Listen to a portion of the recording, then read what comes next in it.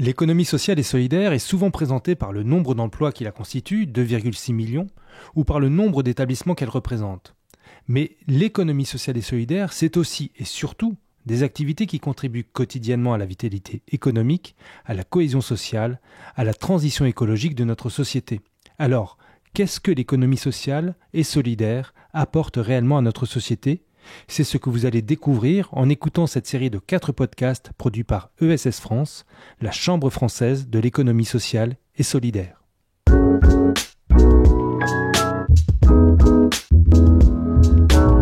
ESS France souhaite remercier les partenaires qui ont permis la réalisation de ces podcasts et du panorama de l'économie sociale et solidaire 2022, la Banque des Territoires, la Caisse d'épargne, Quorum et le Secrétariat d'État à l'économie sociale, solidaire et responsable.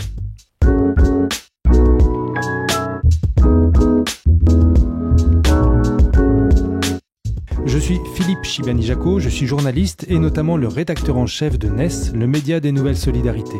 Et je vais animer ce podcast en compagnie de Benjamin Roger, qui est le responsable de l'Observatoire national de l'économie sociale et solidaire. Bonjour Philippe. Nous allons parler dans ce 3e épisode de la relocalisation de l'économie. La pandémie, l'invasion de l'Ukraine par la Russie éclairent d'un nouveau jour l'enjeu de notre dépendance aux productions venues d'ailleurs, qu'il s'agisse des biens de consommation, de médicaments ou d'énergie. Benjamin Roger, l'ESS promeut une économie ancrée sur ces territoires.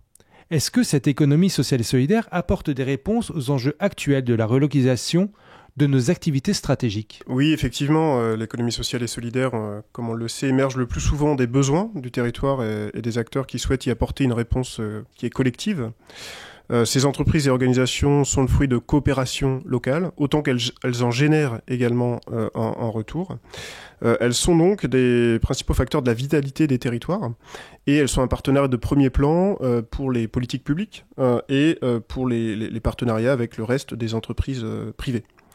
Alors dans un contexte où on interroge la raison d'être des entreprises et leur responsabilité sociale et environnementale, la RSE, l'ESS, par la production de biens et de services en proximité et son appropriation par les citoyens, pose aussi la question d'une responsabilité territoriale des entreprises, et notamment cela s'appuie par le développement d'une économie circulaire, de la relocalisation d'activités sur les territoires. Alors, comme nous l'avons fait dans les 2 premiers épisodes et on le fera aussi sur le 4e, on va organiser notre discussion autour de 3 chiffres qui sont sortis du panorama de l'ESS 2022 qui a été publié par l'Observatoire de l'ESS et ESS France. On va commencer par un premier chiffre, 3500. 3500, c'est le nombre de structures de l'économie sociale et solidaire qui sont actives sur le secteur de l'économie circulaire et du réemploi. Ce chiffre-là, vous le sortez de votre outil qui s'appelle Carteco. Pourquoi ce chiffre est révélateur de l'ancrage territorial et de la capacité de l'ESS à relocaliser des activités sur nos territoires ? Oui, bien sûr. Alors Carteco est un outil qui a été mis en place par ESS France et les chambres régionales de l'économie sociale et solidaire dans les territoires et qui vise à cartographier, à recenser l'ensemble des entreprises qui sont engagées dans la transition écologique. La première brique de ce chantier était les structures donc, du réemploi, les structures qui permettent donc d'allonger la durée de vie des biens et des services, enfin des biens principalement, qui sont produits par les différentes entreprises du territoire. Et donc ça veut dire quoi ? C'est des entreprises de collecte, de recyclage, de réparation ? Exactement, donc on va avoir des vestiaires, ce qu'on appelle les associations de solidarité, des ressourceries, des recycleries, des structures de l'insertion par l'activité économique. Le secteur adapté aussi est très présent sur ces activités. Donc ils vont collecter tout d'abord les produits dont les personnes, les propriétaires veulent se débarrasser. Ensuite, il y a toute une phase de tri qui permet d'identifier les produits qui peuvent être remis en état, revendus en l'état, d'autres qui peuvent être réemployés pour d'autres finalités. Bon, par exemple, pour le textile, on a les logiques d'upcycling qui permettent, à partir de chutes de textiles, de produire de nouveaux vêtements. Et puis à la fin, si on n'arrive pas à utiliser tous ces déchets, il y a la logique de recyclage, qui ne doit pas être la solution de premier terme, mais qui est une solution vraiment de dernière chance qui permet de valoriser toutes ces matières. Mais qui permet donc finalement de retrouver une ressource locale à partir de ces déchets. En quoi ce paysage de l'économie circulaire et du réemploi par les structures de l'économie sociale et solidaire est selon vous révélateur de la capacité de cette économie sociale et solidaire à agir pour la relocalisation de l'économie en France? Je vais prendre un exemple qu'on a étudié dans le cadre d'un partenariat avec Aegio Mutuel, dans le cadre de notes d'opportunité pour ESSiser les filières dans lesquelles l'ESS est aujourd'hui pas ou peu présente. On a étudié la filière textile pour montrer effectivement toute la boucle vertueuse qui pouvait se développer sur les différentes chaînes de valeur de cette filière. Et on s'aperçoit que l'ESS est vertueuse à différents endroits. Tout d'abord, dans la production agricole, l'ESS va plutôt mobiliser des productions agricoles locales, comme le lin, dans lequel la France est le premier producteur mondial, ou le chanvre, dans lequel la France est le premier producteur européen. Tout ça va s'organiser généralement autour de coopératives agricoles, notamment avec un tissu d'implantation de coopératives de teillage. Aujourd'hui, le point noir de la filière, ce sont les filatures, qui ont été beaucoup délocalisées dans les régions de l'Est il y a une trentaine d'années. Et donc, il y a des projets de renouvellement, de réimplantation de filatures, que ce soit en Normandie, en Hauts-de-France ou dans la région Grand Est. Et à partir de ça, il y a toutes les usines de confection. Alors aujourd'hui, l'ESS est présente sur la confection selon deux modalités principales, soit comme support d'insertion à des publics éloignés de l'emploi, soit vraiment comme des coopératives de territoire implantées. Je pense à la SCOP Ardelaine qui valorise les laines issues de l'élevage français. Donc on a vraiment une relocalisation de chaînes de valeur, et puis cela passe ensuite par la commercialisation qui prend différentes formes dans l'ESS, des friperies solidaires, des boutiques en ligne avec des places de marché solidaires comme le label Emmaüs, et puis ensuite toute l'activité du réemploi qu'on évoquait juste avant, donc qui génère un certain nombre d'activités, d'emplois, qui a une dimension sociale qui est extrêmement importante, et du coup qui réduit fortement l'impact environnemental puisqu'on a des matières biosourcées au départ, et on arrive à allonger la durée de vie de l'ensemble de ces productions textiles. Tout ça en faisant du Made in France. Ce que vous nous expliquez finalement, c'est que sous le terme de relocalisation, on va dire Made in ESS, comme on a cet exemple sur les filières textiles, il n'y a pas seulement l'idée de réimplanter des usines sur les territoires, mais finalement la logique est bien de recréer des filières vertueuses de plus sur le plan environnemental, de recréer un système productif sur les territoires.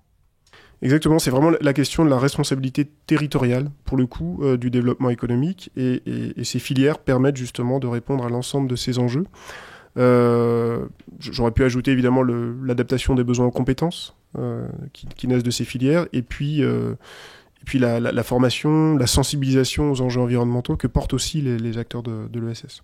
Alors on aura une illustration de cette filière textile dans l'interview de notre témoin en fin de podcast avec Emmanuel Kaspersky qui anime le pôle territorial de coopération économique Recycloc. On y reviendra. Passons au deuxième chiffre. Et là on va aller sur le secteur de l'énergie. En France, la production d'énergie renouvelable citoyenne, c'est-à-dire issue de structures participatives, coopératives, donc de l'économie sociale et solidaire, permet de couvrir la consommation de l'équivalent environ de 1 million de personnes en France. Est-ce que ça veut dire que finalement, ces projets d'énergie citoyenne qui peuvent paraître un peu anecdotiques, finalement commencent à peser sur le secteur et sur le territoire? Et de quelle manière ? Effectivement, ce chiffre est assez révélateur. Alors si aujourd'hui l'ESS ne couvre pas l'ensemble des besoins en énergie d'un pays comme la France, la production n'est toutefois pas anecdotique en volume. Il faut savoir que l'ESS est historiquement engagé dans la transition écologique au sens large, historiquement sous l'angle de l'éducation à l'environnement et au développement durable par toutes ces associations qui ont fait émerger cette conscience écologique dans les années 60-70, et puis par la production très clairement d'énergie. Alors souvent sous la forme de projets citoyens, souvent à partir du photovoltaïque, mais voilà, la démonstration, l'enjeu était de faire de la démonstration qu'il était possible, à la fois en travaillant sur l'isolation des bâtiments et les performances énergétiques des bâtiments, couplé avec une production mini-production très localisée sur ces bâtiments, d'atteindre une sobriété énergétique totale. Une indépendance énergétique, une autonomie énergétique plutôt. Et une autonomie tout à fait énergétique. Et en plus, ces projets dans l'ESS associent les parties prenantes du territoire, les collectivités territoriales, les écoles, les citoyens. Et donc, il y a aussi cet enjeu de démocratie économique qu'évoquait Antoine dans le premier podcast, qui est importante. Cet ensemble des parties prenantes impliquées dans les projets, qu'est-ce que ça a comme impact sur cette dimension d'indépendance? Bien sûr, ces personnes-là ne sont pas propriétaires des sources d'énergie, on est bien dans une logique de bien commun, mais qu'est-ce que ça signifie au fond que l'ensemble de ces citoyens s'impliquent sur la question de la production d'une énergie renouvelable et locale? Effectivement, au-delà de l'indépendance énergétique de nos territoires, dans un contexte un peu géopolitique assez tendu avec le conflit en Ukraine et puis la difficulté de s'approvisionner aujourd'hui en gaz et demain en pétrole certainement, et l'épuisement des ressources de toute façon d'une manière générale, il y a vraiment cet enjeu de devenir indépendant énergétiquement. Et par ailleurs, l'énergie citoyenne amène le débat le débat démocratique de la manière dont nous voulons produire notre énergie, en posant la question de la relocalisation, d'une part, et de la responsabilité territoriale, d'autre part.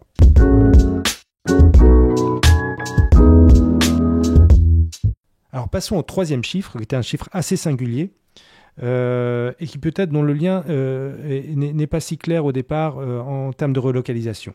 En fait, ce chiffre-là, c'est dans les quartiers politiques de la ville, qui sont des quartiers qu'on va mettre sous le terme de défavorisés, où il y a des taux de chômage élevés, notamment le chômage des jeunes, dans les zones urbaines, 26,5% des emplois, c'est-à-dire un emploi sur 4, est fourni par une structure de l'économie sociale et solidaire. Alors que sur l'ensemble du territoire, l'ESS apporte en gros un emploi sur 10 du territoire. Ce qui veut dire que l'ESS est partie prenante de ces dynamiques d'emploi dans les quartiers les plus défavorisés. Est-ce que ça veut dire finalement que l'ESS, avant même de penser à relocaliser de l'emploi, ne se pose pas d'abord la question de maintenir et développer de l'emploi là où il n'y en avait pas? Mais exactement, vous avez tout à fait raison. C'est vrai que ces chiffres sont assez frappants dans les quartiers de la politique de la ville, et on a pu faire des travaux aussi avec l'Observatoire dans les territoires ruraux isolés, et on s'aperçoit encore que l'ESS est souvent le principal employeur de ces territoires. Et donc, il y a cette responsabilité territoriale de l'ESS de pouvoir maintenir des activités dans des territoires qui sont aujourd'hui un petit peu enclavés, où les populations ont été victimes soit de délocalisation par le passé d'anciennes industries, de tissus économiques, ou alors sont des populations qui aujourd'hui sont moins solvables. C'est le cas notamment des quartiers de la politique de la ville. Et l'ESS va offrir ces emplois, va offrir de la formation dans ces quartiers, en identifiant les filières dans lesquelles il peut y avoir des besoins. Donc aussi adapter les compétences aux besoins des entreprises. Et on s'aperçoit qu'il y a un certain nombre de dynamiques qui fonctionnent, qui marchent bien dans ces territoires. Je pense notamment à des formations en direction du numérique, des formations en direction des filières sanitaires et sociales, avec des propositions d'emploi qui sont faites par l'ESS. Et par ailleurs, l'ESS est aussi présente pour répondre aux besoins sociaux de population. On évoquait l'aide à domicile dans le podcast précédent. C'est également évidemment les besoins sociaux de personnes défavorisées, la question de l'aide alimentaire, etc. Sont des besoins sur lesquels est positionné l'ESS. Et par ailleurs, toujours dans cette dimension citoyenne, l'ESS ne fait pas ça seul, elle associe les habitants des quartiers. Si on cite les épiceries solidaires, par exemple, sont un exemple assez concret qui permettent à la fois d'associer les populations, à la fois de leur proposer une offre alimentaire de qualité, tout ça dans un contexte économique qui est assez défavorisé. Donc effectivement, il y a cet enjeu de relocalisation d'activités industrielles qui étaient là et qui sont parties, mais il y a aussi cet enjeu de pouvoir créer des emplois dans des territoires où aujourd'hui l'initiative privée est peu absente du fait soit d'une plus faible solvabilité des populations, soit d'un éloignement des centres d'activité économique, quand c'est le cas dans le cas des territoires ruraux. Le principe de ce podcast, c'est de multiplier aussi les éclairages sur les thématiques que l'on aborde, en l'occurrence la relocalisation de l'économie. On revient sur le secteur textile avec cette interview que nous avons réalisée de Emmanuel Kaspersky, qui est l'animateur de Recycloc. Recycloc, c'est un regroupement d'acteurs économiques, publics, scientifiques, du secteur du réemploi des textiles et donc de l'économie circulaire en Occitanie. C'est ce qu'on appelle un pôle territorial de coopération économique. Et Emmanuel Kaspersky va d'abord nous répondre sur qu'est-ce que c'est que l'activité de Recycloc et quelles sont ses raisons d'agir. On l'écoute. Alors nos activités, nous sommes un pôle de coopération effectivement, donc qui est au service d'une économie textile circulaire. C'est-à-dire que nous conduisons un certain nombre d'actions avec nos adhérents pour rendre cette consommation textile plus vertueuse, à la fois au plan social et environnemental. Nous avons construit avec nos adhérents plusieurs programmes d'action. Un premier programme, et c'est sans doute le plus important, qui s'appelle Recyclocal, et qui vise à recréer une chaîne de valeur de fabrication de textiles recyclés en Occitanie. Et donc nous associons dans cette chaîne de valeur des collecteurs textiles, des trieurs, des filatures, des tisseurs, des confectionneurs. Et nous avons la volonté, dans le cadre de ce programme, d'accompagner en particulier les professionnels, c'est-à-dire les collectivités et les grandes entreprises, dans une démarche d'amélioration de la valorisation de leurs textiles professionnels. Notre service, en fait, leur permet effectivement d'agir sur plusieurs leviers, la réparation des textiles, le réemploi, l'upcycling. Et enfin, pour tout ce qui ne peut pas être traité par ces voies-là, eh bien, nous récupérons la matière, nous refaisons du fil et nous allons refabriquer prochainement donc de nouveaux vêtements professionnels avec ce déchet, afin d'inscrire ces professionnels dans une boucle circulaire. Recycloc est un pôle territorial de coopération économique, qui est un mode d'organisation qui a émergé grâce à des acteurs de l'économie sociale et solidaire. Vous regroupez des acteurs économiques, des pouvoirs publics, des collectivités, mais aussi des universités, des chercheurs. En quoi cette singularité d'organisation est un facteur d'efficacité pour répondre aux enjeux de la relocalisation ? Alors, c'est effectivement très important de ne pas être en silo, selon moi, sur des sujets comme ceux de la relocalisation. Nous avons besoin de toutes les compétences, toutes les énergies, que ce soit effectivement l'unité des industries textiles, que ce soit donc un syndicat professionnel, que ce soit effectivement des labos de recherche, des écoles de formation, et bien évidemment après des entreprises, et dans ces entreprises effectivement des entreprises d'insertion, des entreprises adaptées pour les publics handicapés, mais aussi et surtout je dirais des entreprises classiques. Nous avons à peu près une équivalence dans notre pôle d'entreprises relevant du champ de l'ESS et d'entreprises classiques, des entreprises vraiment de très haut niveau qui sont en train de changer, de faire évoluer leur modèle vers une économie textile, une consommation textile responsable, et qui envisagent et développent des projets de développement et qui vont relocaliser ainsi de l'emploi. Et ils ont besoin clairement de labos de recherche pour des projets de recherche. On vient de déposer un gros dossier de recherche de 350 000 € pour du recyclage de polyester, qui ont besoin également d'insertion pour, encore une fois, alimenter et trouver de nouveaux candidats pour venir rejoindre leur entreprise. Donc l'économie sociale et solidaire est allée chercher clairement dans cette démarche des entreprises traditionnelles pour construire son projet de transition vers une économie textile circulaire. Voilà, merci à Emmanuel Kaspersky pour cette interview où l'on entend notamment que cette notion de pôle territorial de coopération économique, ce sont des acteurs, des groupements d'acteurs, mais c'est aussi l'animation d'un dynamisme de projets d'innovation. Plus globalement, dans l'économie sociale et solidaire, on sent bien qu'il y a un impact systémique. Ce ne sont pas seulement que des entreprises qui ont leur objet, mais un ensemble, et même il y a un projet politique de cette économie sociale et solidaire.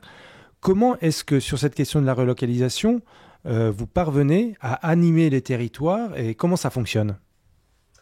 Oui, effectivement, c'est un point qui est important à souligner en conclusion. Aujourd'hui, les réseaux, les fédérations de l'ESS, les CRES, les chambres régionales de l'économie sociale et solidaire, jouent ce rôle d'animation et de structuration des filières d'acteurs sur les territoires.